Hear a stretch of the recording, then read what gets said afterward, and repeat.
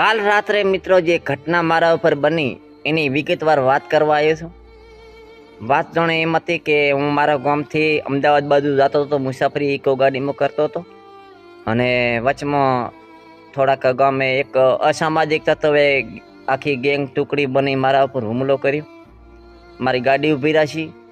પછી એક ભાઈએ મારી આવી રીતે કોલર પકડીને મને થોડોક પાટુપેટ કર્યો. એક ભાઈએ શરીરનો ઘા પણ કર્યો. એક ભાઈએ થોડોક વગાડ્યો. આખી ઘટના બન્યા પછી મોંડબાને મારો ઘટના સ્થળે પડી. ડ્રાઈવરે ભાઈને સમજાયા કે એવો વ્યક્તિ નથી, પણ સમજે નહીં.